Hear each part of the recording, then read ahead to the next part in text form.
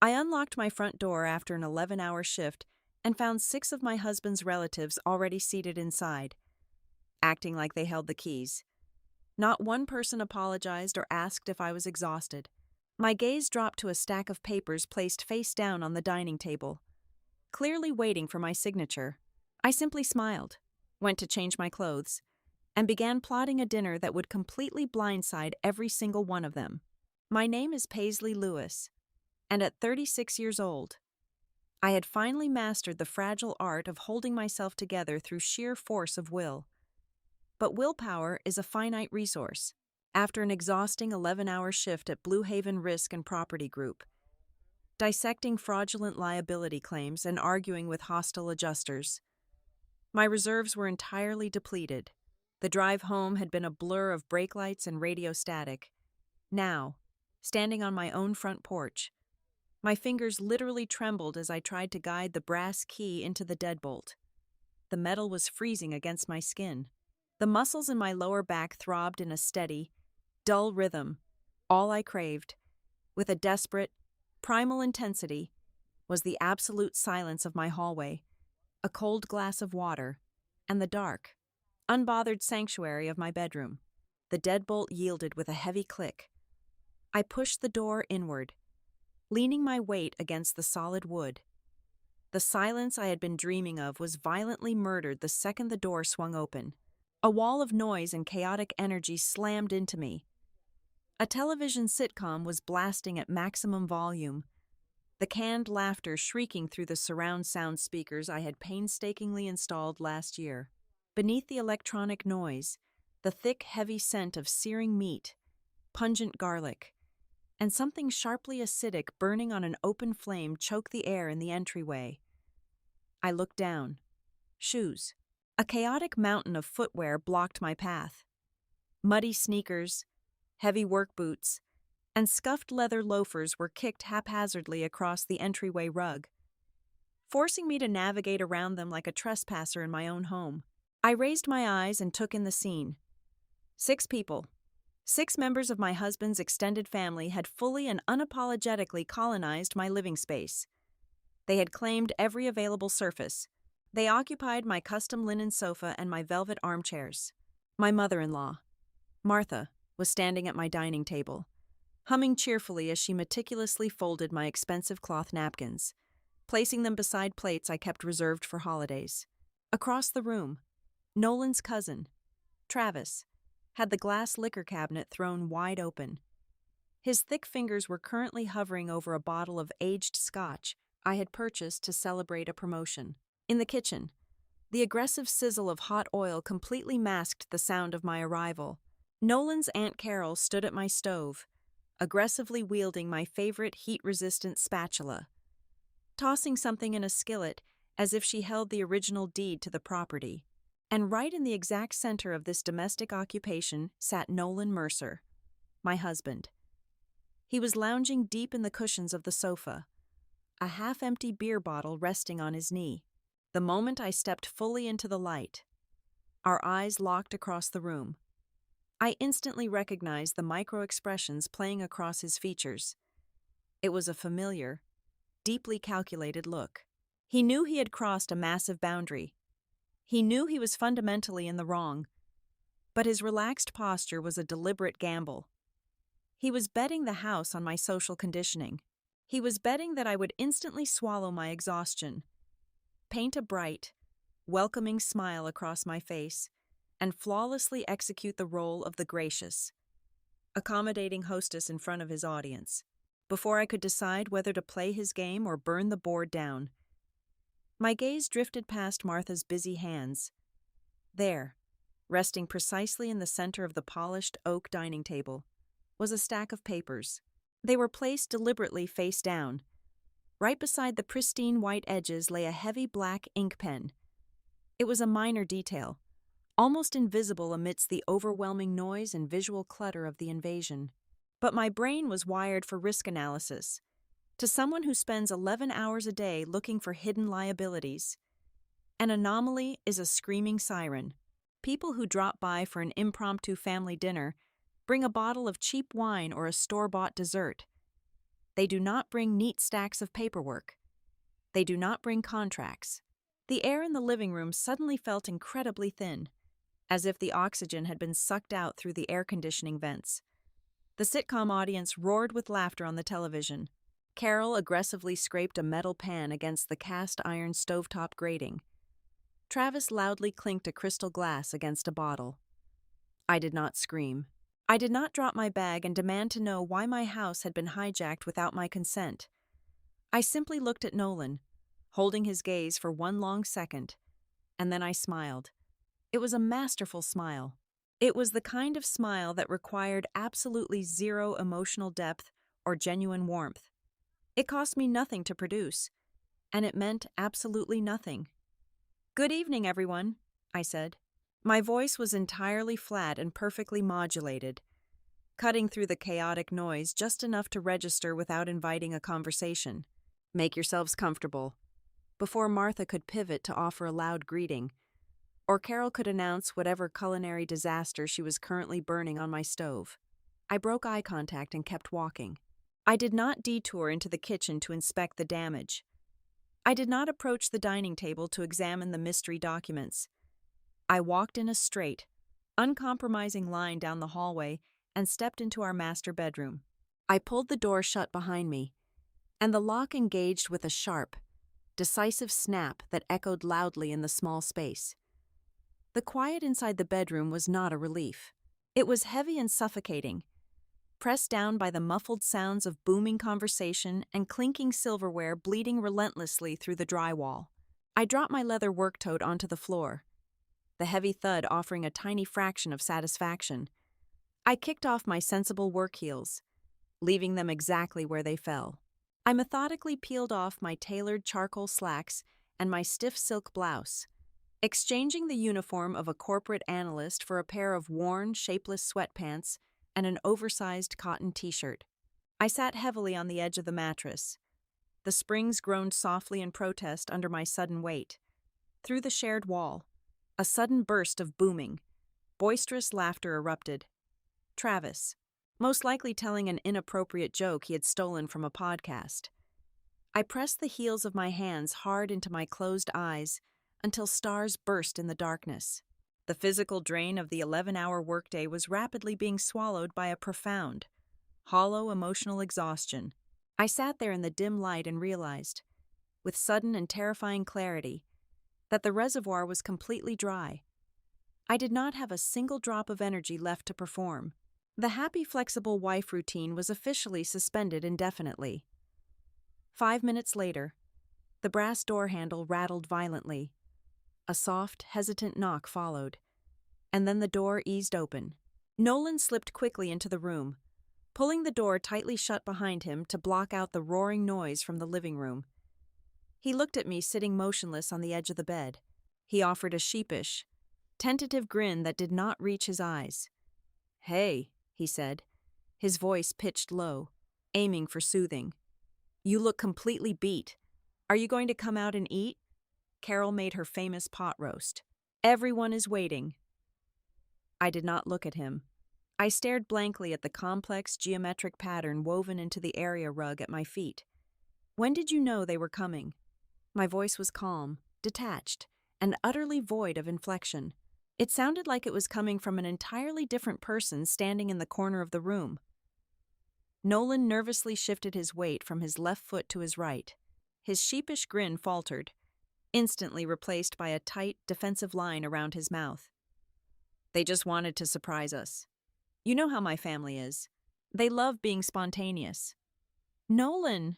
I finally lifted my head, meeting his evasive gaze with cold, dead eyes. "When did you know they were coming over?" He let out a long, heavy sigh, running a hand nervously through his hair. "This afternoon," he finally admitted, his voice dropping a register. "Around 2 o'clock. But I knew you were completely buried with those quarter-end reports, and I didn't want to stress you out while you were trying to focus on working." 2 o'clock. This afternoon. He had known for hours. He had allowed them to coordinate a hostile takeover, arrive at my property, commandeer my kitchen, set my dining table with my good linens, and lay out an unidentifiable stack of legal documents, all while I was grinding through endless spreadsheets across town, completely unaware that my only sanctuary had been breached. The very color of the room seemed to shift. The ambient air grew several degrees colder. He had deliberately chosen their convenience over my peace of mind. He had actively prioritized their unannounced invasion over my fundamental right to know who was occupying my own home. "Okay," I said quietly. I stood up smoothly, walked over to the wooden nightstand, and picked up a thick hardcover novel I had started reading weeks ago. I returned to the bed, swung my legs up onto the duvet, and opened the book precisely to the middle, staring at words I had no intention of reading. Nolan stared at me, his brow furrowed in genuine confusion. "So, you are not coming out to say hello?" "No," I replied, deliberately turning a crisp page. "I am reading." "Paisley, come on," he pleaded, a sharp edge of irritation bleeding into his tone. "They are family. You can't just hide in here like a teenager. It is incredibly rude." "I am not hiding," I stated, my eyes rigidly tracking the printed lines without registering a single syllable. "I am resting in my own bedroom after an exhausting 11-hour workday. They can eat the pot roast. You can entertain them. Please close the door firmly on your way out." He stood there frozen for a long, heavy moment. He was waiting for me to crack. He was waiting for the familiar, heavy guilt of social obligation to set in and force me to submit to his narrative. I simply turned another page. Eventually, he muttered something sharp and unintelligible under his breath, spun on his heel, and walked out, pulling the door shut with far more force than necessary. I did not know it at that exact moment. I did not know that this quiet, stubborn rebellion on my mattress was only the opening skirmish of a much larger, uglier war. I did not know about the hidden business plans, the secret filings, or the massive structural deception that was waiting patiently on my dining room table next to a black pen. But as I sat there in the forced isolation, listening to the muffled sounds of 6 strangers occupying the space I paid for, I knew one thing for absolute certain. This was the very first line I had ever truly drawn in the sand. And this time, I was not going to take a single step back. Before the heavy scent of frying oil ever clung to my custom drapery, there was a very specific, deliberate kind of quiet. I bought the 2-story townhouse in a leafy, established suburb when I was 31 years old. It was a monumental achievement. Secured with a 20% down payment I had scraped together over 7 grueling years climbing the ladder in the corporate risk sector. The house was not just a structure made of brick and drywall. It was a physical manifestation of my independence and my financial security. I had meticulously curated every single square inch of that space. The floors were rich, dark mahogany that I spent my own money to have professionally restored. The living room featured a custom linen sofa that took me 3 months of research to select and another 2 months to finally arrive. On weekend mornings, I would spend 2 or 3 undisturbed hours tending to a vast collection of indoor plants, carefully wiping dust from the broad leaves of my monsteras and pruning the delicate vines of my pothos. Every object, from the heavy ceramic coffee mugs in the cupboard to the hand-woven rugs on the floor, had a distinct purpose and a reason to exist. My home was an ecosystem perfectly calibrated to my exact needs, an impenetrable fortress that caught me every time the high-pressure demands of my career threatened to pull me under. Then, I met Nolan. It happened at a community fundraiser for a local animal shelter. A silent auction event I attended entirely out of obligation to a senior colleague. Nolan stood near the back of the brightly lit banquet hall, nursing a single glass of mineral water. He was not the loudest man in the room.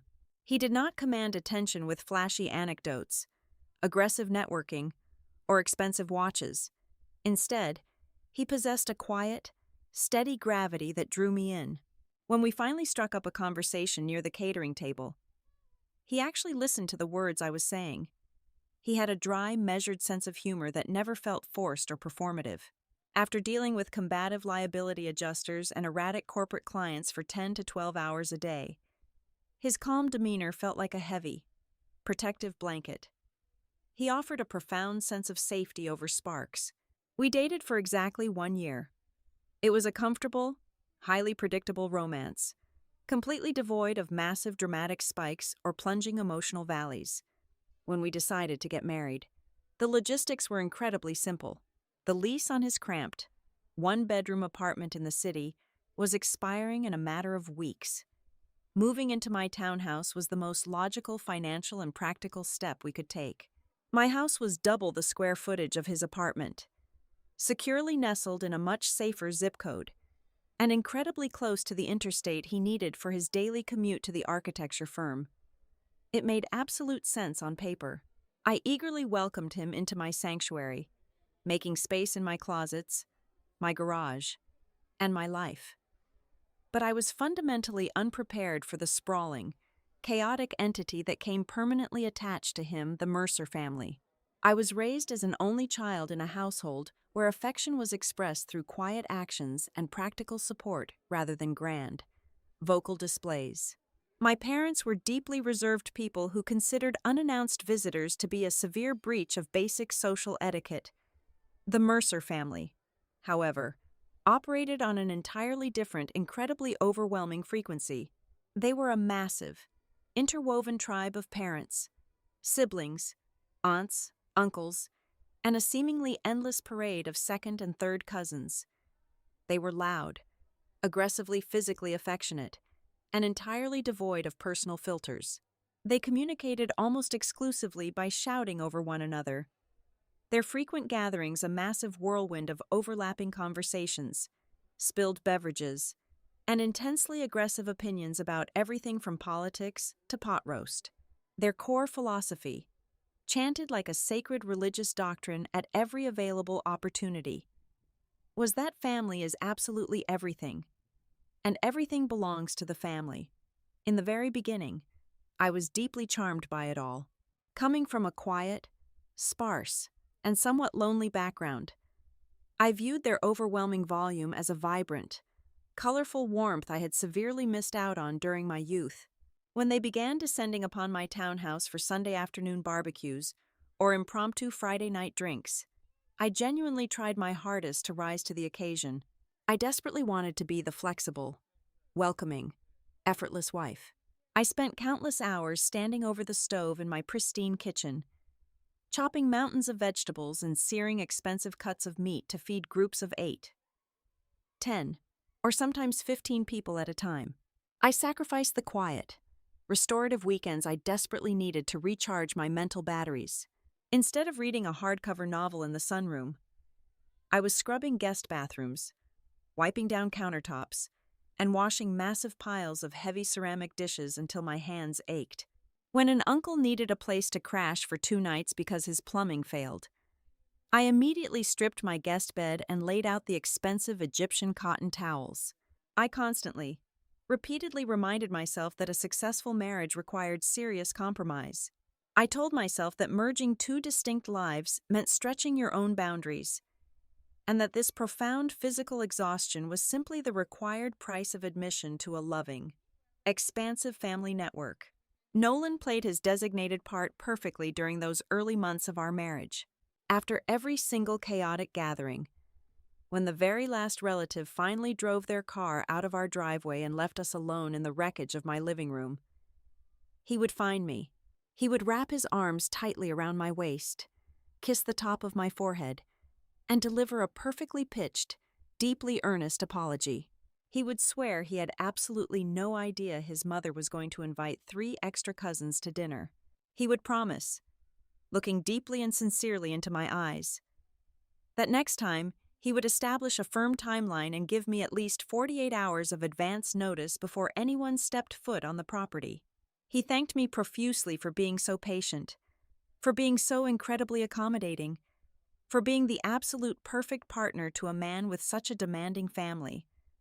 Like a fool, I believed him. I absorbed his sweet apologies and willingly forgave the massive intrusions into my personal space.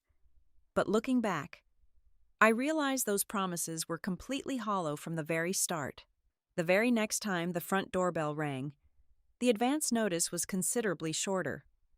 The crowd standing on my porch was invariably larger. The demands placed on my physical space, my wallet, and my mental energy grew significantly heavier. His apologies were not genuine expressions of regret. They were a highly calculated, strategic currency. He used them specifically to pacify my rising irritation and seamlessly purchase my continued compliance. Every single time I accepted his routine speech, promising it would be completely different next time, I was unwittingly granting him and his relatives explicit permission to push the boundary line another few inches in their favor. I was far too focused on playing the role of the exceptionally good wife to notice the insidious architectural shift occurring within the very walls of my own property. I successfully convinced myself I was merely adapting to a boisterous, loving family dynamic. I fundamentally failed to recognize that I was not integrating at all. I was being slowly, methodically erased from my own territory. The Mercers did not view my beautifully curated home as a private sanctuary they were privileged to visit on special occasions. They viewed it as a massive, comfortable, entirely unexploited resource that belonged to their collective network by default of marriage. And Nolan was the one cheerfully standing at the front door, quietly handing them all duplicate keys. I look back now at the younger woman who used to spend her Saturdays peacefully watering her plants in the morning sunlight, and I feel a profound, heavy sense of pity for her absolute naivete. She had absolutely no idea that her desperate, eager attempts to be agreeable and welcoming were the exact tools being actively used to dismantle her sovereignty. She had not yet realized the terrifying truth she was being systematically pushed out of her rightful role as the confident homeowner, steadily and deliberately demoted into a captive who would soon be forced to beg for permission to experience a single hour of silence in a house she completely owned. The erosion of my territory did not happen overnight, and it certainly did not begin with a formal declaration of war. It started with a series of microscopic fractures, tiny, seemingly innocuous logistical shifts that were entirely designed to test the structural integrity of my boundaries. The very first noticeable shift occurred within the digital realm of text messages. In the earliest days of our marriage, Nolan would text me at 9 o'clock in the morning to ask if it was all right if his brother Eli dropped by around 6 o'clock that evening. It gave me a 9-hour window to mentally prepare. Then, the timeline began to shrink. A 9-hour warning degraded into a text at 3 o'clock in the afternoon, casually mentioning that Eli might swing by after work. A month later, the message arrived at 5 o'clock, stating that Eli was currently on his way. Eventually, the illusion of asking for my consent evaporated entirely. My phone would simply vibrate with a text from Nolan reading, "Hey, Eli and Travis are in the driveway." By the time I received the notification, they were already crossing my threshold. Next came the physical rearrangements. These were insidious because they were always masked as acts of helpfulness. I am a deeply systematic person, especially in the kitchen. One Tuesday evening, I was preparing a quick dinner and reached for my jar of smoked paprika. Instead, my fingers closed around a container of ground cinnamon. I opened the pantry doors and froze. My entire spice rack, which I had meticulously organized alphabetically for years, had been completely dismantled and rearranged by height. It was supposedly done for visual convenience. Martha had visited the previous afternoon while I was at the office. A few weeks later, the violations breached the master bathroom, a space I considered absolutely sacred. I came home from the firm with a blinding tension headache that radiated down my neck. I went straight to the medicine cabinet, blindly reaching for the blister pack of ibuprofen I kept on the second shelf on the far right. My hand hit empty space. I opened my eyes to find the entire cabinet gutted and restocked. My expensive skincare serums were shoved to the back, replaced in the front row by Nolan's bulk purchase shaving creams and extra toothpastes. It took me a full 10 minutes of frantic searching, my head throbbing relentlessly, to locate my pain medication tucked beneath a stack of fresh razor blades. When I confronted him, Nolan casually mentioned that his aunt had used our bathroom over the weekend and thought the cabinet looked cluttered, so she took the liberty of tidying it up. The perimeter of my property was the next to fall. My two-car garage had always been pristine, holding only my sedan, a neatly coiled garden hose, and a single rack of basic tools. In late autumn, a heavy cardboard box inexplicably appeared in the back corner. When I asked about it, Nolan waved a hand dismissively. He explained that Travis was between apartment leases and needed to store a few things temporarily for maybe 5 or 6 days. But those 6 days bled into 3 weeks. Then, 2 more boxes arrived. Then a set of 4 heavy winter tires belonging to a cousin. Then a broken elliptical machine. Before the new year arrived, I found myself carefully maneuvering my car into the garage every evening, parking mere inches away from a towering, unstable wall of their discarded belongings, terrified of scratching my paint on a rogue bicycle handle. I was slowly losing my own parking space, forced to navigate an obstacle course in my own home. When I attempted to hold the line, the psychological maneuvering began. Martha never criticized me directly to my face. She used Nolan as a conduit. He would casually mention, while brushing his teeth or tying his shoes, that his mother felt I was being a little too rigid with the house rules. He framed it perfectly as constructive feedback, a gentle suggestion that I should learn to relax and go with the flow. If I defended my need for order, I was instantly cast as the cold, inflexible corporate woman incapable of understanding the warm, chaotic flow of a real family. So, foolishly, I tried to soften my edges. I consciously lowered the volume of my voice when I was frustrated. I stopped pointing out the muddy footprints dragged across the mahogany floors. I yielded. But I quickly learned a brutal lesson about yielding to people who do not respect you. Every single inch you surrender instantly becomes their new baseline. My attempts to be accommodating did not buy me peace. They simply erased the old boundaries from their minds entirely, signaling that my territory was officially open for further expansion. The logistical red flags soon followed, blinking brightly on my digital devices. It was a Wednesday. I was sitting at my desk at Blue Haven at exactly 12:15 in the afternoon, reviewing a complex liability portfolio. My phone screen lit up with a notification from my smart doorbell camera. Motion detected at the front door. I tapped the alert, watching the live feed load. The camera captured the briefest blur of a shoulder and a hand pulling the door open, bypassing the lock entirely. When I interrogated Nolan about it that evening, he did not even look up from the television. He casually claimed it was probably just him swinging by on his lunch break to grab some architectural blueprints he had forgotten on the dining table. But the angle of the shadow was wrong, and the jacket sleeve caught on camera was a bright navy blue. Nolan did not own a navy blue jacket. Then, the packages began arriving. At first, it was a small padded envelope addressed to Eli Mercer. A few days later, a heavy rectangular cardboard box arrived with Carol's name printed boldly on the shipping label. When I stacked them on the kitchen island, Nolan offered another effortless excuse. He claimed that shipping items to our address was simply more secure because our neighborhood had less package theft than their apartment complexes. He assured me it was just for a few days, a minor convenience for the family. Without my permission, my residential address had been seamlessly converted into a free, secure postal sorting facility for people who did not live there. The financial strain became impossible to ignore by the end of the quarter. I handle all the household accounting. When the monthly water bill arrived in my inbox, the total was roughly 35% higher than our historical average. The electricity bill followed a similar upward trajectory. I printed the statements, highlighting the massive surges in usage, and placed the paper sheets firmly on the counter in front of him. Nolan barely glanced at the highlighted numbers. He sighed heavily, looking at me with a mixture of pity and annoyance. He told me, in a tone usually reserved for scolding a greedy child, that I should not nickel and dime family. It was just a little extra water, a little extra power. Suddenly, demanding basic financial transparency and respect for my utility accounts transformed me into a villain.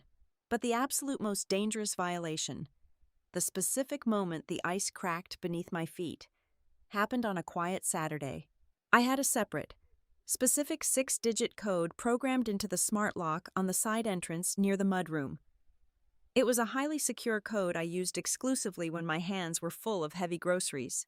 I had never, under any circumstances, given that sequence of numbers to Nolan.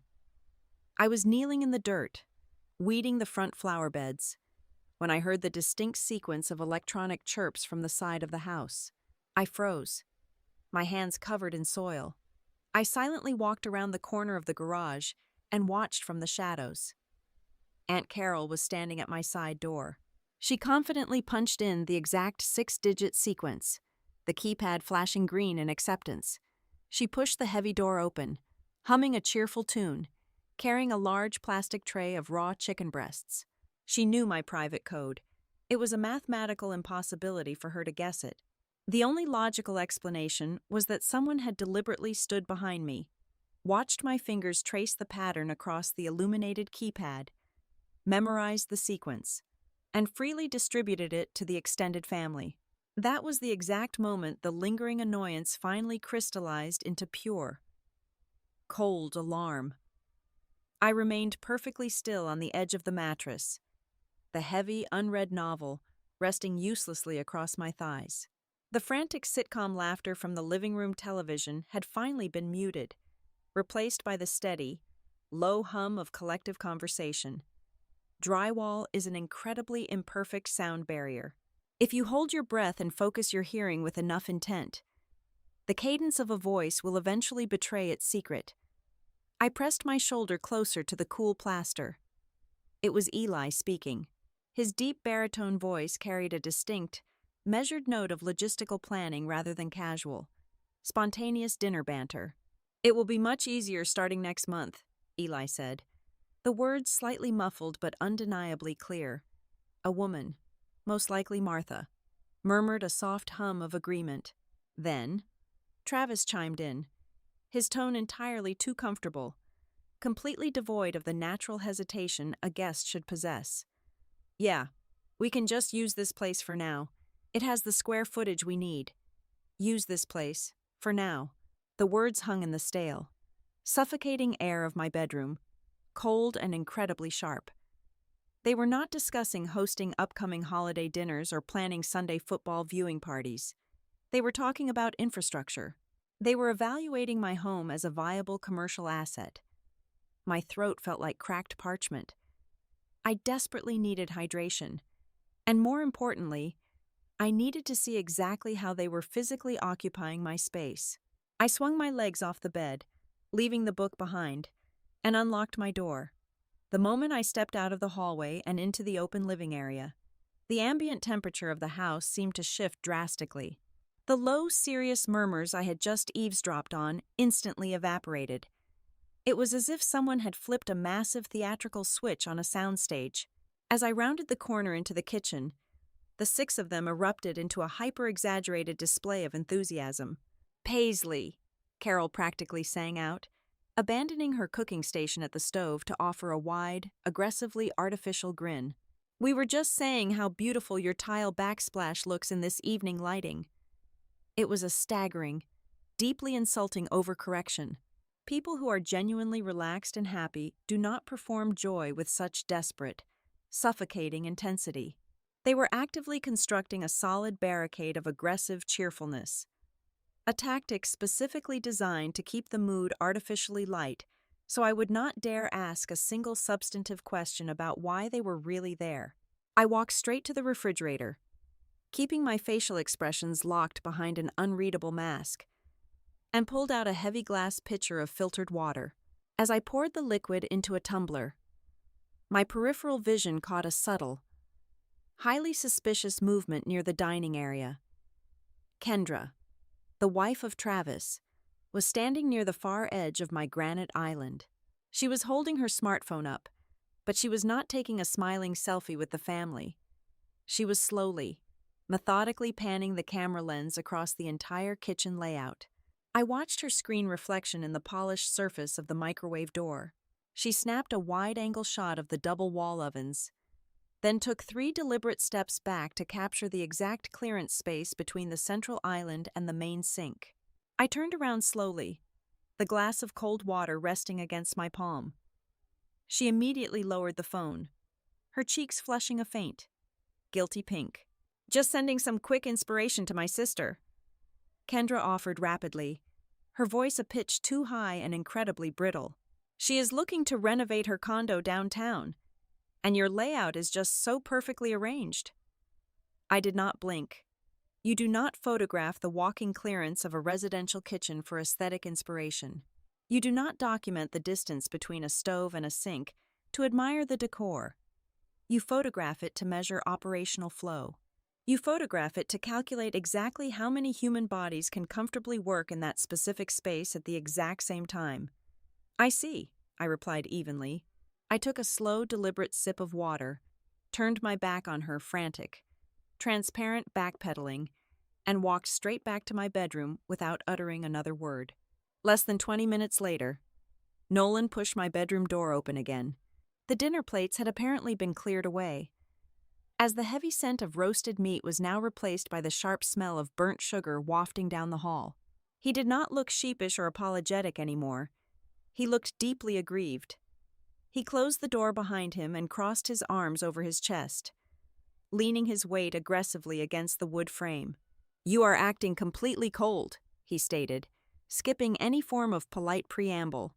"They cooked a massive meal. They are sitting out there trying their hardest to include you in the evening, and you are treating them like criminal intruders.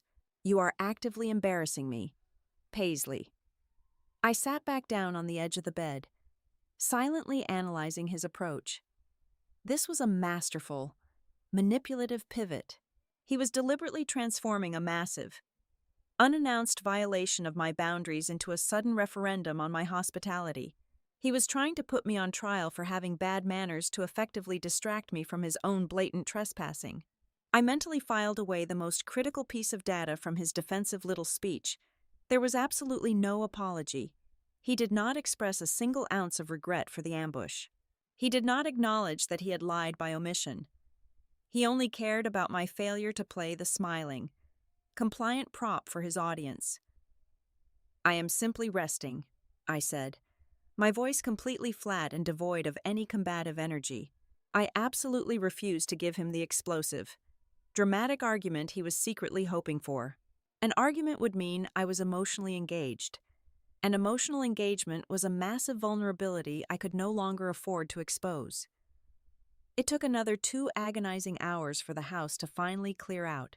I sat in the dim light and listened to the loud scraping of dining chairs, the booming, lingering goodbyes echoing in the driveway, and the final, heavy slam of the front door. The sudden silence that fell over the townhouse was not peaceful. It felt deeply contaminated, much like a crime scene after the forensic detectives have packed up their kits and left. I finally emerged from the hallway.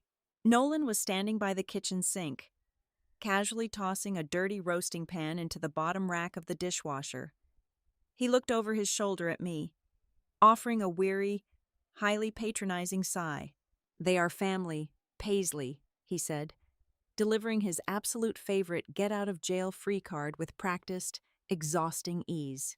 "You just have to learn to roll with the punches a little bit better." I completely ignored his philosophical advice. My eyes immediately sought out the polished oak dining table. The thick stack of face-down papers I had spotted earlier was gone, most likely tucked safely away into his leather briefcase sitting by the front door. I walked to the edge of the living room boundary and looked directly at his profile.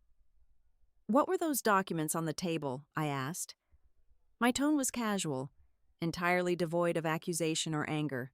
Nolan froze for a fraction of a second, his wet hand hovering suspended over the chrome faucet. "Documents?" he repeated, feigning brief confusion before expertly adopting a dismissive, breezy tone. "Oh, that. It is just some family plans. Some administrative stuff Eli is working on for his business. There is absolutely no need to talk about it right now while you are so tired." No need to talk about it. The phrase echoed inside my skull, ringing with a terrifying, absolute clarity. It was the final, undeniable confirmation I needed. A major logistical plan was being actively workshopped inside the walls of the property I legally owned, utilizing my utilities, my physical space, and my private kitchen. And I, the sole name on the mortgage deed, was explicitly designated as the absolute last person who needed to be informed, the warm, desperate desire to be a universally loved wife. The deep-seated instinct to endlessly compromise and accommodate his loud, chaotic world completely evaporated in that exact second. I did not scream at him. I did not throw my water glass against the mahogany floor. I did not march to the front door and demand to search his leather briefcase. Instead, I simply nodded my head slowly. "All right," I said quietly. I turned off the living room floor lamp, leaving him in the shadows, and walked away. I was no longer a frustrated, exhausted spouse desperately seeking emotional validation. I had officially crossed a massive psychological threshold. I transitioned seamlessly into an auditor. I became the lead investigator of my own domestic life. I was calmer than I had been in 8 months, entirely cold, and infinitely more dangerous. I waited exactly 3 days before initiating the conversation. I needed the residual heat of my own anger to dissipate entirely, leaving behind nothing but cold, absolute clarity. I chose a Thursday evening. The house was finally empty, the ambient noise reduced to nothing but the quiet hum of the refrigerator compressor. I sat at the kitchen island, nursing a mug of herbal tea, and waited for Nolan to finish his shower. When he emerged, rubbing a towel through his damp hair, I gestured to the empty bar stool across from me. I did not raise my voice. I did not employ aggressive hand gestures or allow my pitch to betray any underlying emotional distress. I spoke with the precise, deliberate cadence of a corporate negotiator outlining the terms of a highly sensitive merger. I told him that the current operational dynamic of our household was fundamentally unsustainable. I explicitly clarified that I was not issuing an ultimatum demanding he sever ties with his bloodline or banish his relatives from our lives. I was simply establishing a non-negotiable requirement for basic respect. I demanded to be treated as an equal, voting partner in our marriage and acknowledged as the sole legal owner of the physical property we resided in. I stated that unannounced visits were permanently suspended. Any future gatherings required clear communication and mutual consent. Nolan sat perfectly still, absorbing my words. The defensive posture he usually adopted was completely absent. Instead, his shoulders slumped slightly, and his expression softened into a mask of profound, genuine contrition. He reached across the cool granite countertop and placed his hand gently over mine. He told me I was absolutely right.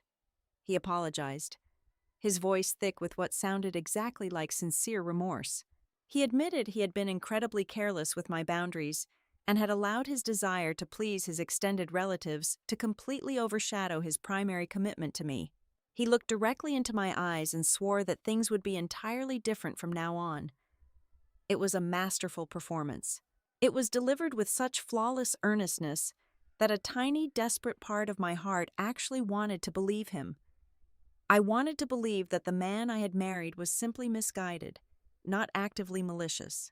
Yet, beneath that fragile layer of renewed hope, a deeply buried instinct rang a quiet, persistent warning bell. The very next week, it seemed as though my cautious optimism was actually justified. On a Wednesday evening, Nolan approached me with a tentative, respectful tone. He asked if it would be acceptable for his parents to come over for a quiet breakfast on the upcoming Saturday morning. He emphasized that it would just be the two of them, a simple meal of pancakes and coffee, and they would be gone long before noon. It was exactly what I had asked for advance notice, a clear timeline, and a manageable head count. I felt a profound sense of relief wash over my chest. I smiled, a genuine one this time, and agreed.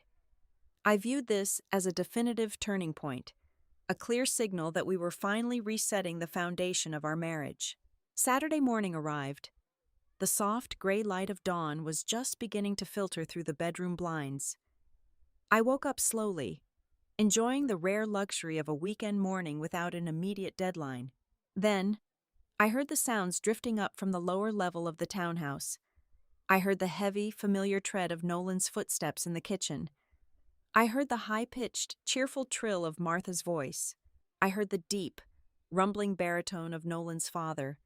And then, cutting through the pleasant, familial murmur, I heard two additional, highly distinct male voices arguing loudly about sports statistics. I lay perfectly motionless under the duvet. The fragile hope I had nurtured all week shattered into 1,000 microscopic pieces. Dissolving instantly into the cold morning air, I dressed in a pair of comfortable jeans and a heavy sweater, my movements entirely mechanical. I walked down the wooden staircase, each step feeling heavier than the last. When I turned the corner into the kitchen, the reality of the situation perfectly mirrored my grim expectation. Martha and her husband were seated at the island, standing near the coffee maker, laughing loudly while aggressively stirring a mug, were Nolan's brother Eli and their uncle Ray. Nolan caught my eye immediately. He offered a quick dismissive shrug, a gesture completely devoid of the profound contrition he had displayed just days prior. He casually mentioned that the guys had called him late last night, and he just thought it would be a fun, spontaneous addition to the morning to have them tag along. He had not forgotten our conversation. He had not misunderstood my boundaries. He had looked me directly in the eye, made a solemn promise, and then deliberately broken that exact promise at the absolute first available opportunity. I did not cause a scene. I walked smoothly into the kitchen, poured myself a cup of black coffee, and greeted Eli and Uncle Ray with perfect, polite composure. I asked Martha about her garden. I laughed politely at a terrible joke Uncle Ray made about the local football team. I performed the role of the gracious host flawlessly, but internally, the Paisley who cared about saving this marriage died a quiet, unremarkable death right there on the kitchen tiles. The final, undeniable catalyst arrived mere hours later. The relatives had finally departed. The house was quiet again. I was sitting at my desk in the small office nook, drinking my third cup of coffee, idly sorting through my digital inbox. Amidst the promotional retail emails and corporate newsletters, a message from the Neighborhood Homeowners Association caught my eye. The subject line read, "Official notice regarding property usage." I clicked the email open. The message was formal, rigidly polite, and incredibly specific. The board was issuing a gentle but firm reminder regarding the community guidelines on commercial traffic and guest volume. They had received multiple reports of an unusual, highly disruptive volume of daytime visitors and vehicular traffic at my specific address during the previous week.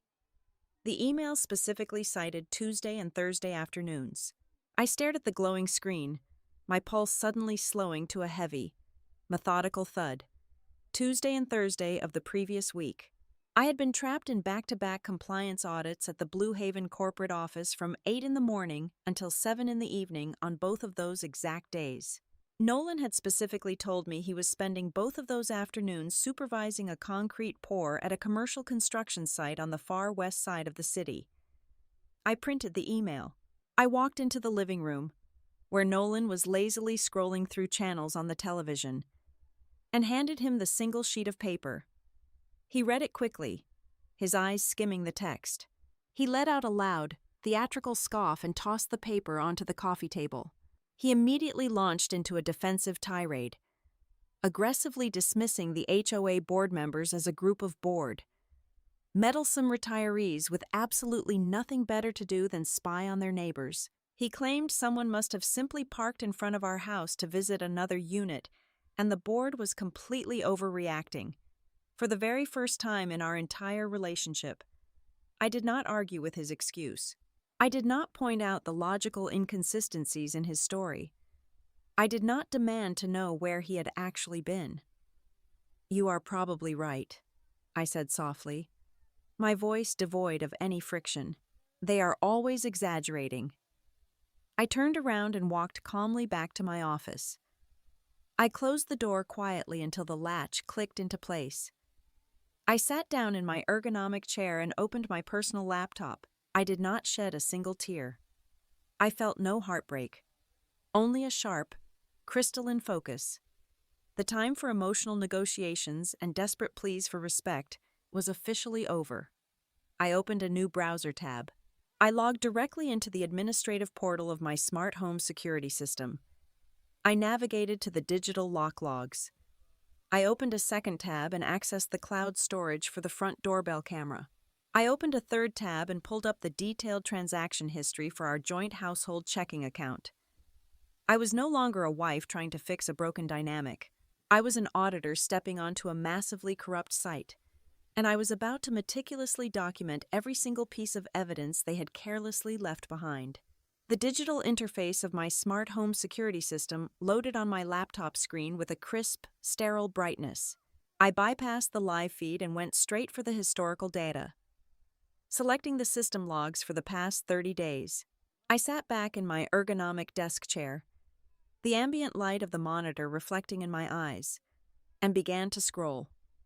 I filtered the entry logs to isolate the side door keypad, the one I had caught Carol using previously. What I found was not a single, isolated breach. It was a pattern of systematic, scheduled infiltration over the course of 4 weeks. 3 distinct temporary access codes had been generated and heavily utilized. I cross-referenced the entry timestamps. The activity consistently spiked on Thursday and Friday afternoons, entirely concentrated between the hours of 1 o'clock and 4 o'clock. These were the exact hours when I was reliably submerged in afternoon strategy meetings at the Blue Haven corporate office, miles away across the city. I opened a new tab and accessed the cloud storage for the exterior cameras. I aligned the timestamps from the keypad logs with the video footage. The screen revealed exactly who was utilizing those codes. It was not Nolan swinging by for forgotten blueprints. It was a rotating cast of his family members. I watched a silent, high-definition video of his cousin Travis backing a rusted pickup truck into my driveway on a Tuesday at 2 o'clock. Then came Eli, then Martha. But it was not merely their physical presence that made my stomach drop into a cold, hard knot. It was what they were carrying across my threshold. They were not bringing in personal overnight bags or a few groceries for a family dinner. The camera captured Travis unloading massive, rectangular cardboard boxes, clearly branded with the logo of a wholesale restaurant supply distributor. I watched Eli struggle to carry towering stacks of deep aluminum catering pans. Martha walked past the lens holding enormous, industrial-sized bundles of brown paper delivery bags and heavy-duty plastic food containers. In one particularly damning clip from a Friday afternoon, Uncle Ray wrestled a massive, commercial-grade insulated food delivery bag out of a trunk, the exact kind used by professional catering services to transport dozens of hot meals simultaneously. They were not visiting. They were stocking an inventory.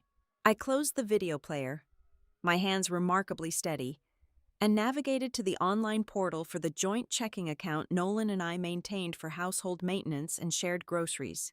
We each contributed a set amount every month, meant strictly for utility bills, mortgage offsets, and everyday domestic expenses.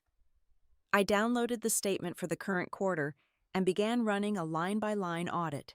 Hidden among the standard charges for our local supermarket and the neighborhood pharmacy were dozens of peculiar, repetitive transactions. They were individually small enough to evade casual notice, but collectively, they formed a glaring, undeniable financial footprint. There was a charge for $42 at a commercial kitchen supply outlet, a recurring charge of $18 at a warehouse club for bulk butane canisters, the exact type used to fuel portable catering burners. There were multiple transactions ranging from $20 to $60 for things like commercial-grade parchment paper, bulk plastic cutlery, and massive rolls of industrial cleaning towels. I highlighted every single suspicious row in a bright, neon yellow. Nolan was actively using our joint funds to subsidize the raw material costs of whatever operation was happening inside my kitchen. I needed to stretch my legs. The sheer volume of data I was processing required a physical reset. I left the home office and walked down the hallway into the dim, quiet living room. Nolan was fast asleep on the sofa, his mouth slightly open, a muted sports broadcast flickering across the television screen. Resting on the glass coffee table was the shared household tablet we kept in the living room for controlling the smart thermostat and streaming music. As I walked past the table, the tablet screen suddenly illuminated, vibrating softly against the glass. A push notification had just arrived. I did not have to unlock the device. I did not have to snoop through his personal emails or break any passwords. The message was displayed clearly on the illuminated lock screen in stark black text. It was an automated alert from a local community marketplace application. The notification read, "Mercer Table Pickup Order Confirmed. Address my exact street address. Time window tomorrow, between 3 o'clock and 5 o'clock in the afternoon. Customer note, please pull up to the garage side door and ring the bell." I stood frozen in the center of the living room, staring down at the glowing rectangle. All the fractured pieces, the aluminum pans, the bulk food containers, the missing spices, the massive spike in the water bill, the HOA complaints about daytime traffic. The secretive paperwork on the dining table slammed together with the force of a physical blow. They were not just cooking large family meals. The Mercer family was actively operating an unlicensed weekend food delivery and catering service. They were using my private, residential kitchen as their commercial preparation hub, and they were using my physical address as their public customer pickup location. The profound sense of personal betrayal was instantly eclipsed by a massive, overwhelming wave of professional horror. I was a senior risk analyst. I spent 10 to 12 hours a day evaluating liability exposure and regulatory compliance. My brain automatically stripped away the emotional context and processed the situation entirely through the lens of pure, unmitigated legal hazard. Operating a commercial food service out of a residential property without proper municipal zoning permits, health department inspections, and commercial licenses was a severe violation of local ordinances. But the true danger lay in the insurance implications. My homeowner's insurance policy, the one entirely under my name. Attached to the mortgage I paid for strictly prohibited undeclared commercial enterprises. If one of their customers contracted severe food poisoning from a meal prepared on my stove, or if a grease fire from an overturned catering burner destroyed the kitchen, the insurance company would immediately void the underwriting agreement upon discovering the illegal business. I would be left completely uninsured, entirely exposed to catastrophic civil liability, and potentially facing the total financial ruin of everything I had spent my entire adult life building. Nolan had not just violated my boundaries, he had strapped a massive, ticking financial bomb to the foundation of my greatest asset.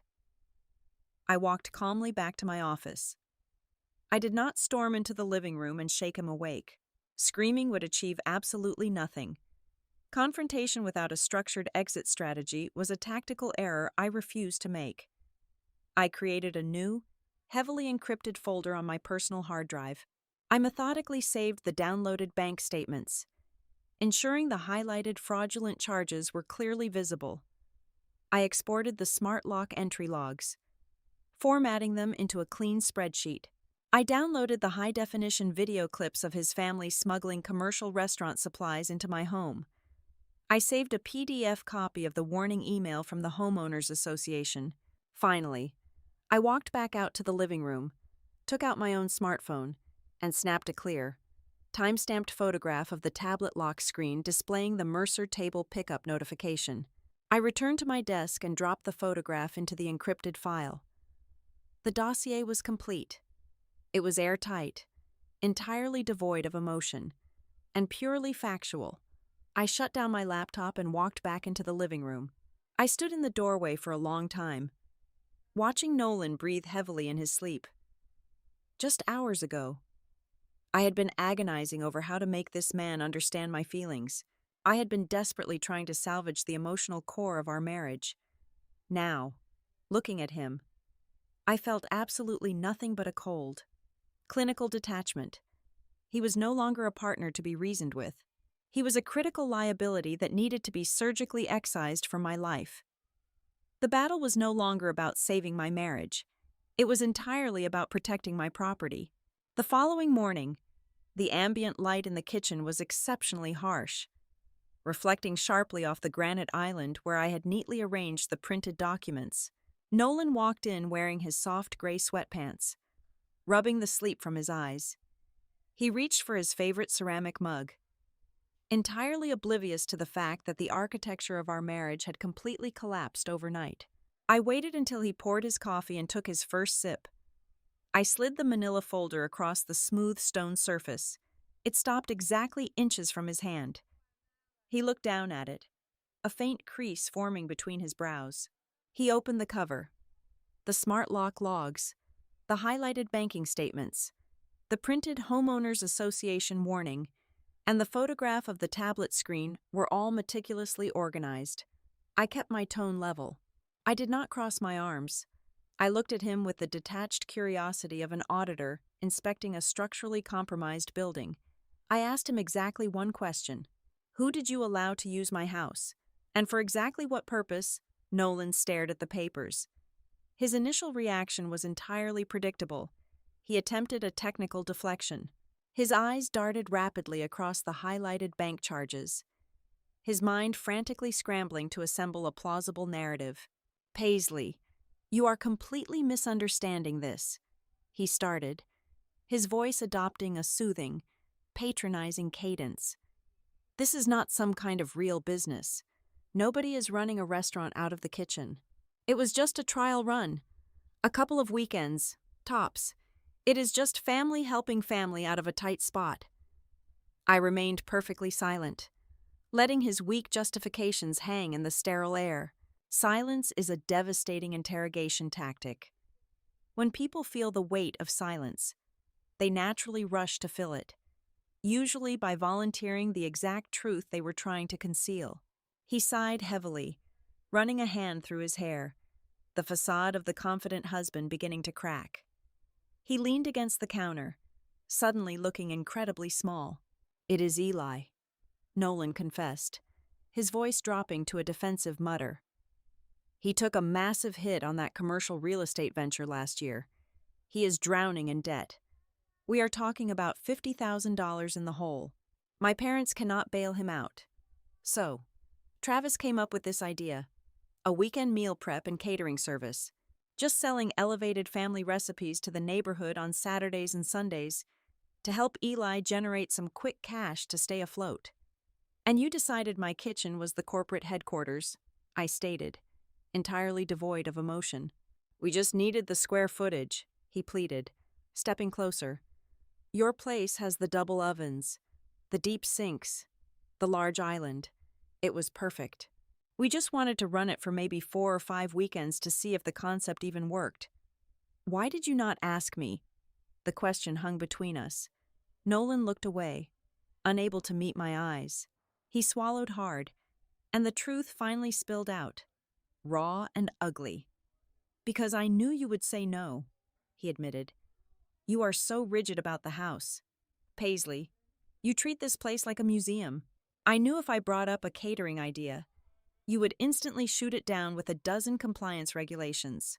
So, I figured it was just easier to do it first, prove it worked, and then explain it to you later when Eli had some cash in his hand. Do it first, explain later. Those 6 words definitively severed whatever lingering emotional tether I had left for this man. He had not simply made a foolish mistake. He had executed a calculated strategy.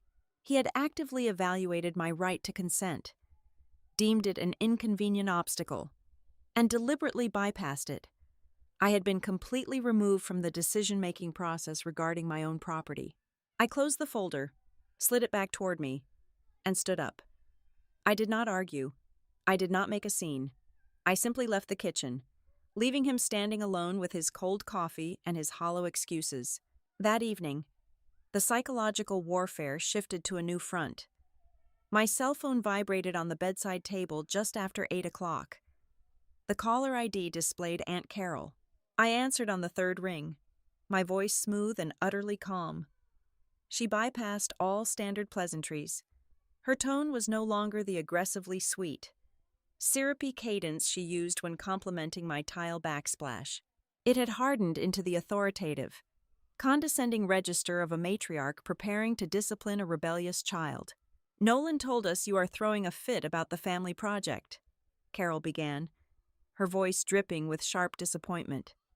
"Paisley, dear, I am going to give you some advice. Marriage is fundamentally about compromise. You cannot be this selfish. When you marry a man, you marry his family. We are just trying to help Eli survive. A good wife knows how to be flexible and open her doors when her blood needs shelter." She paused, waiting for me to absorb her scolding, fully expecting me to crumble under the heavy weight of family guilt. She expected me to apologize for being inhospitable. Instead, I shifted my grip on the phone and asked a single, surgical question. "Who gave you the explicit legal authority to use my residential address as a commercial receiving dock for your wholesale supplies?" The line went dead silent. The sudden absence of sound was profoundly satisfying. I could practically hear the gears grinding in her head as she suddenly realized I was not playing the role of the hurt, emotional wife. I was speaking the language of liability. "I do not know what you are talking about," she finally stammered, the authoritative edge completely vanishing from her voice. "I have the delivery logs." "Carol," I replied evenly, "I have the smart lock access records. Do not ever call my personal phone to lecture me about marital flexibility again." I disconnected the call and blocked her number. The absolute final nail in the coffin arrived the following morning. I arrived at the Blue Haven corporate office an hour early. I logged into my secure terminal. But I did not open my client portfolios. Instead, I accessed the State County Clerk Business Registry database. It was a standard background check tool I used weekly for risk assessment.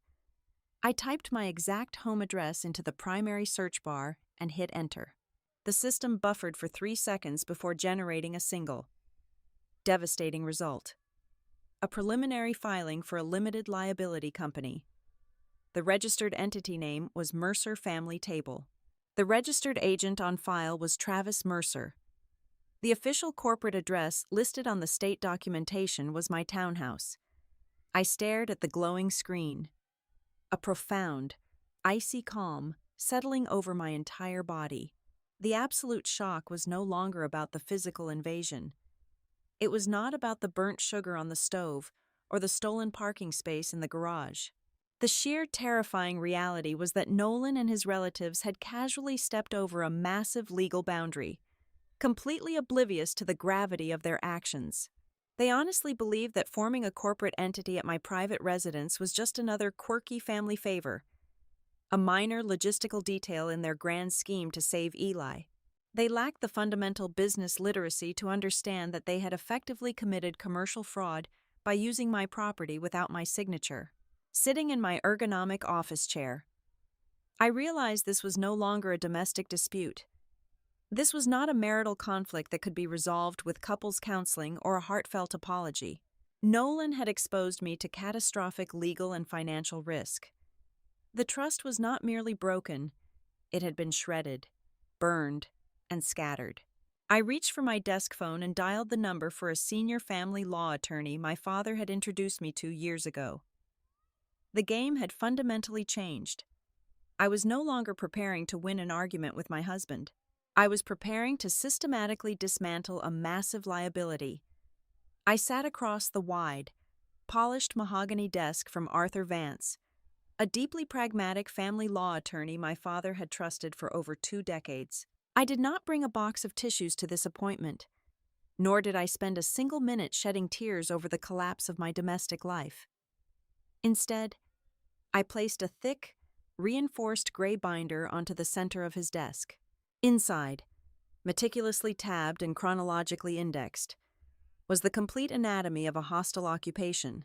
I slid the original property deed across the leather blotter, proving unequivocally that the townhouse was purchased and owned entirely prior to my marriage. I followed it with the mortgage origination documents, the comprehensive digital lock access logs, the printed warning email from the Homeowners Association, and the highlighted banking statements detailing the unauthorized commercial supply purchases. Arthur reviewed the documents in absolute, unbroken silence. He traced the dates with the tip of his silver pen, his expression a mixture of professional approval and grim understanding. When he finally looked up, he confirmed what my own corporate instincts had already told me: the house was my sole, protected legal asset. Nolan had absolutely no claim to the property itself. Arthur's advice was entirely strategic and deeply practical. He explicitly instructed me to avoid any explosive, public escalations that could trigger a messy, protracted legal battle or cause Nolan to refuse to vacate the premises. The primary goal was a surgical removal. I needed to protect my physical assets and financial standing while methodically, quietly shutting down their sprawling operation from the inside out. Stepping out of Arthur's air-conditioned office and into the warm afternoon sun, I immediately dialed the customer service line for my homeowner's insurance provider. I presented a hypothetical scenario to the senior underwriter, casually inquiring about the specific coverage implications if a resident began running an undeclared commercial catering service from a private residential kitchen. The representative's response was chilling, immediate, and completely devoid of any ambiguity. She informed me that any commercial food preparation involving industrial-grade heating equipment, multiple daily customer pickups, and unregistered business traffic would instantly trigger a severe breach of contract clause. If a grease fire started on my stove, or if a delivery driver slipped and fell on my front walkway while retrieving a bulk order, my entire policy would be retroactively voided. The insurance company would refuse to pay a single cent. I would be left completely exposed, personally liable for the damages, with every asset I had built over my adult life suddenly at risk. The risk was no longer a theoretical annoyance. It was a loaded financial weapon pointed directly at my future. That evening, fueled by the cold, relentless momentum of the day's discoveries, I decided to execute a comprehensive audit of our shared domestic maintenance fund. This was the specific banking account dedicated exclusively to emergency roof repairs, sudden plumbing disasters, and annual property taxes. I scrolled past the routine utility debits and automated landscaping payments until my eyes locked onto a massive, glaring anomaly. It was a withdrawal of exactly $4,500, executed via an electronic wire transfer directly into Nolan's personal checking account just 3 days prior. The memo line contained two incredibly vague, deeply insulting words: family advance. I found Nolan in the kitchen, casually leaning against the counter and eating a bowl of cold cereal. I walked over, my footsteps completely silent on the tile, and placed the printed transaction record directly over his bowl. I did not ask what he had done. I simply asked him to justify the theft. He instantly shifted into his familiar defensive posture, aggressively claiming it was not a theft, but a temporary, vital loan. He admitted, his voice tight with defensive irritation, that he had pulled the funds to place a non-refundable deposit on a commercial-grade vacuum sealer and an industrial stand mixer for Eli's catering project. He swore, placing his hand over his heart, that they were going to put the money right back into the account the very moment the weekend sales started turning a solid profit. He looked at me with those wide, earnest eyes, fully expecting me to accept that he had unilaterally drained our emergency house fund to bankroll a massive legal liability. I simply picked up the piece of paper, turned on my heel, and walked away. There was absolutely nothing left to discuss or negotiate. The following night, the psychological maneuvering entered its final phase. Nolan approached me in the hallway, his tone carefully measured, almost gentle. He told me that his entire family felt terrible about the lingering tension in the house. He suggested, with a hopeful smile, that they all come over this Saturday evening for a proper, sit-down dinner. He framed it beautifully as a chance to finally clear the air, to have an open, honest, and mature conversation about how to move forward together as a united front. And then, he played his final, revealing card. He casually mentioned that Eli would bring that stack of papers back, just to make sure everything was completely transparent, formalized, and clearly outlined for everyone's ultimate comfort.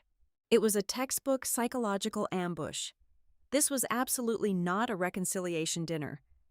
It was a coordinated, collective pressure session.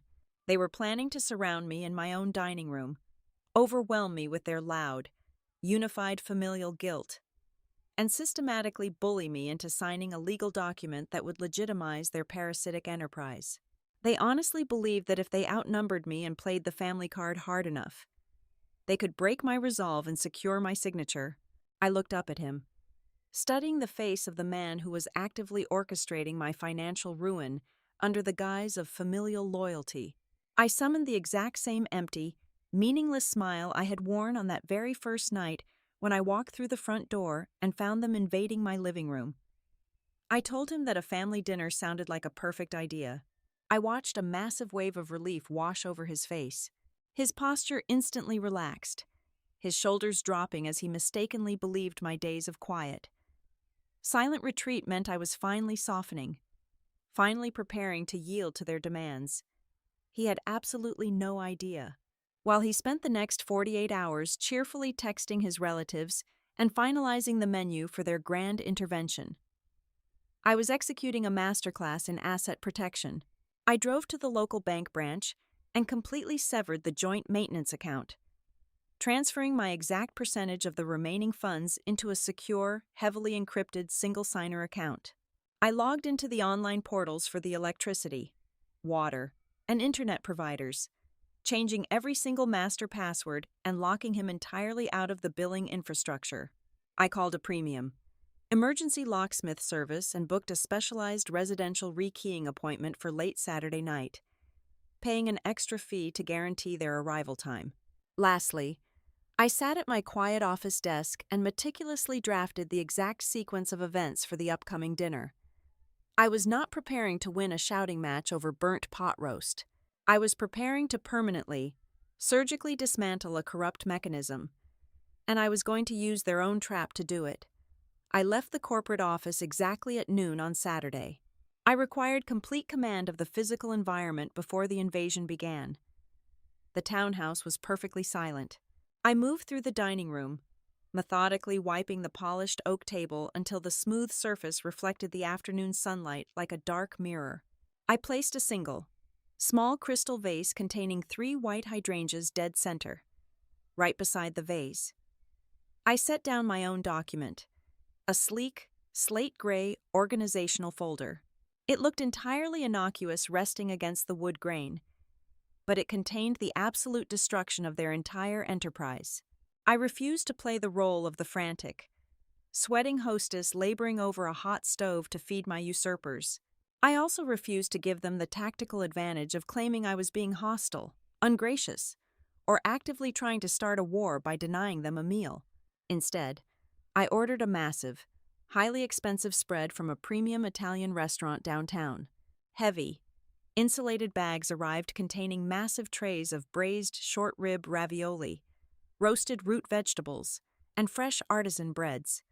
I transferred the elegant food into my own ceramic serving dishes. At exactly 4:15 in the afternoon, I sent a brief text message to my closest friend, Tessa. I provided her with the exact timeline of the evening and explicitly asked her to keep her cellular phone volume turned all the way up. If the situation degraded into physical intimidation or outright chaos, she was instructed to drive over immediately and intervene. She was my invisible insurance policy. The doorbell rang at precisely 6 o'clock in the evening. Nolan opened the heavy door, and his 6 relatives flooded the entryway. Martha, his father, Eli, Travis, Kendra, and Aunt Carol all stepped inside. They carried bottles of mid-tier red wine and wore expressions of deep, artificial warmth beneath their practiced smiles and loud greetings.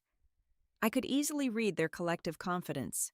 They carried themselves exactly like a unified corporate coalition walking into a boardroom, fully prepared to steamroll a minor, slightly stubborn shareholder. They honestly believed this evening was merely a formality. We moved to the dining table. The initial atmosphere was suffocatingly sweet. Martha complimented the braised ravioli with exaggerated, theatrical enthusiasm. Uncle Ray asked polite, entirely hollow questions about the recent quarter at the risk management firm.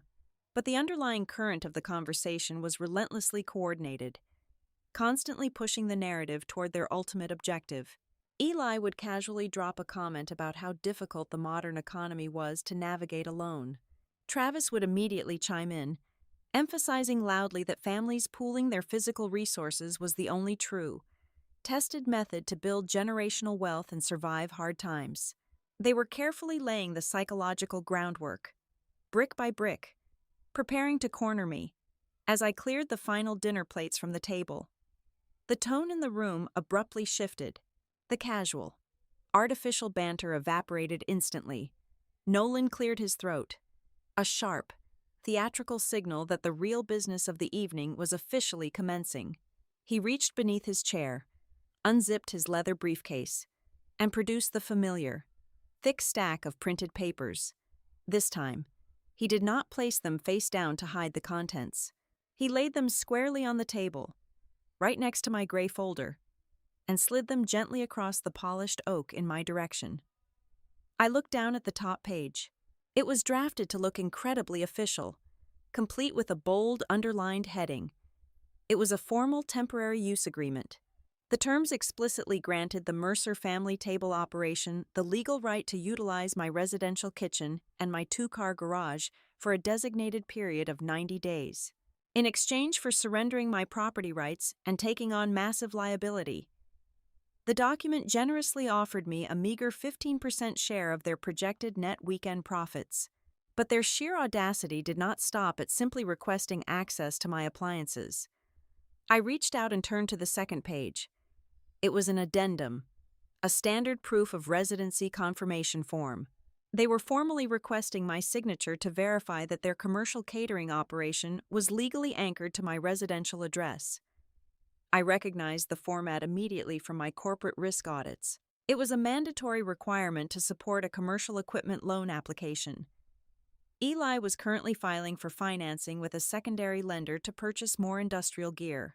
Nolan had explicitly promised me, just 2 nights prior, that this dinner was simply a safe space to talk things out and clear the air. Instead, they were actively attempting to legally bind my private, debt-free residence to thousands of dollars of external corporate debt.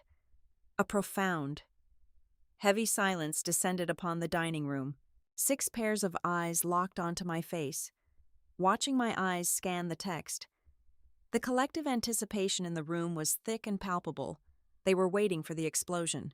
They were waiting for me to flush red with sudden anger, to raise my voice, to cry out about the sheer unfairness of the ambush, or to launch into a desperate, chaotic debate with 6 different people simultaneously. They desperately needed me to react with high, uncontrollable emotion. If I became hysterical, they could collectively gaslight me, label me as the irrational, unsupportive wife, and systematically soothe and bully me into submission until my signature was on that line. I did not give them a single ounce of emotional friction. I kept my breathing slow and perfectly even. I looked down at their printed contract one last time, committing the sheer disrespect of the terms to memory. Then, I slowly raised my eyes. I met Nolan's nervous gaze first, then shifted to Eli's expectant stare, and finally locked eyes with Martha. I offered them the exact same hollow, perfectly polite, meaningless smile I had used on the very first night of their invasion. I calmly folded my hands together, resting them neatly on the edge of the mahogany table right next to my gray folder.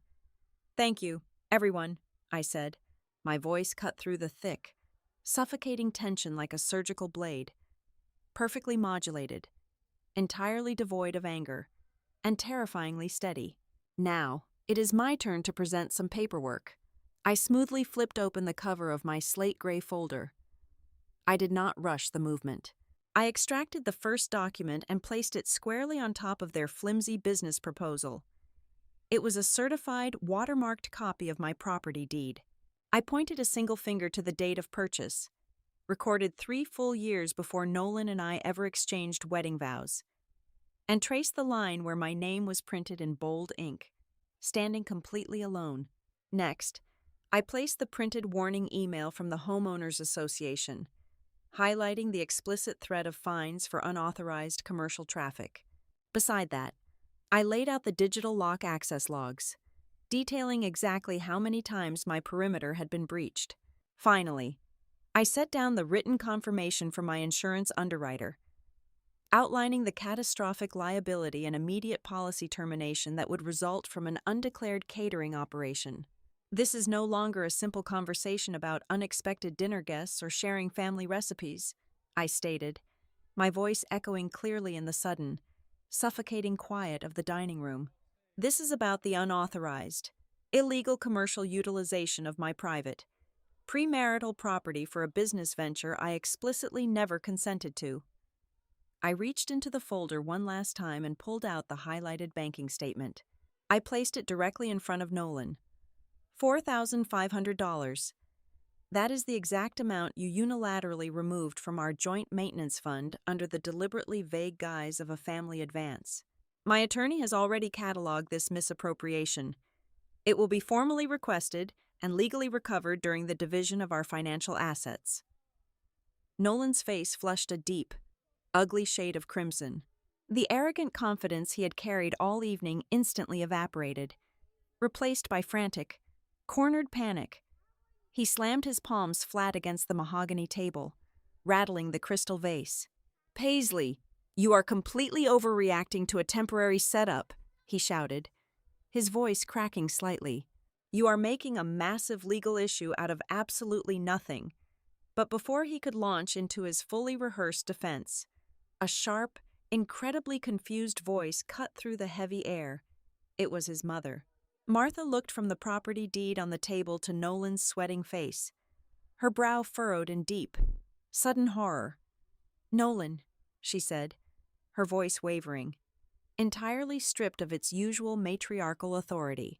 "You looked me directly in the eye last week and told us Paisley had tentatively agreed to all of this. You explicitly promised us she was on board and just wanted to review the final paperwork tonight to make it official." The silence that followed her statement was absolute and utterly devastating. The realization hit the dining table like a physical shockwave. Nolan had not just lied to me to protect his scheme, he had completely fabricated my consent to his own family in order to secure their participation. He had weaponized their desperate financial situation, deliberately leading them into a trap, using them as human shields to force my compliance through collective pressure. I watched the massive, intimidating family alliance shatter into dust in mere seconds. Travis leaned back in his dining chair, staring at his cousin with an expression of pure, unadulterated disgust. Eli buried his face in his hands, groaning softly as he realized his brother had just legally jeopardized the only lifeline his struggling business had left. They were not angry at me. The betrayal was entirely localized on their side of the table. I did not gloat. I did not raise my voice to match the rising chaos. I simply delivered the final terms of my structural eviction. Effective immediately, absolutely no one at this table is permitted to use this residential address, the kitchen, or the garage for any commercial deliveries, food preparation, or personal drop-ins, I announced, my tone resembling a judge delivering a final verdict. Furthermore, you do not need to worry about returning your keys. Every single temporary access code on the exterior doors was permanently deactivated at 5 o'clock this afternoon. I turned my focus entirely back to Nolan. He looked utterly defeated, sitting amidst the wreckage of his collapsed manipulation. "I am officially requesting a legal separation," I told him, sliding a crisp, white envelope across the polished wood. Inside that envelope is a strict timeline drafted by my attorney. It details the exact date and time you are legally required to vacate these premises. I am not going to scream at you. I am not throwing your clothes onto the front lawn tonight in a fit of rage. I am ending this marriage with the exact same cold, calculated structure and legal precision you tried to exploit. The dinner concluded not with a dramatic, theatrical screaming match, but with a chaotic, deeply humiliated retreat. The relatives gathered their coats in thick, incredibly uncomfortable silence. They avoided my gaze entirely, shuffling out the front door like trespassers caught in the act. Nolan took the white envelope and retreated down the hallway to the guest bedroom without uttering a single word in his defense. At exactly 9 o'clock, the premium emergency locksmith I had booked earlier that day arrived at my front porch. I stood quietly in the entryway, watching the technician methodically drill out the old deadbolts and install heavy, high-security commercial cylinders on every exterior door. When he finally finished, handing me a set of heavy, solid brass keys, I tipped him generously and locked the door behind him. I walked back into my kitchen and sat alone at the granite island. I took a deep breath, absorbing the profound, unbroken silence of the townhouse. I listened to the sharp, definitive metallic click of the new locking mechanism engaging perfectly. It sounded exactly like a heavy period placed at the very end of a long, exhausting sentence. Several weeks passed. The formal legal proceedings initiated smoothly and without delay. Stripped of his family's blind support and facing an airtight wall of financial documentation, Nolan ceased all his frantic denials. He signed the preliminary separation agreements and moved out precisely on the date my lawyer had mandated. The heavy, suffocating anxiety that had plagued my home for nearly a year finally lifted, evaporating like morning fog. I reclaimed the steady, quiet rhythm of my previous life. My weekends were once again spent tending to my indoor plants in the bright morning light, reading thick hardcover novels without interruption, and enjoying the absolute sanctity of my own space. The townhouse was a fortress once more. I had learned a brutal but invaluable lesson about boundaries and the true cost of blind accommodation. I am the sole architect of my life. I decide exactly who sits at my dining table, and my front door answers only to my key. Thank you for listening to my story. If this resonated with you, leave a comment and tell me where you're listening from. If you'd like more stories like this, please subscribe to the channel and like the video.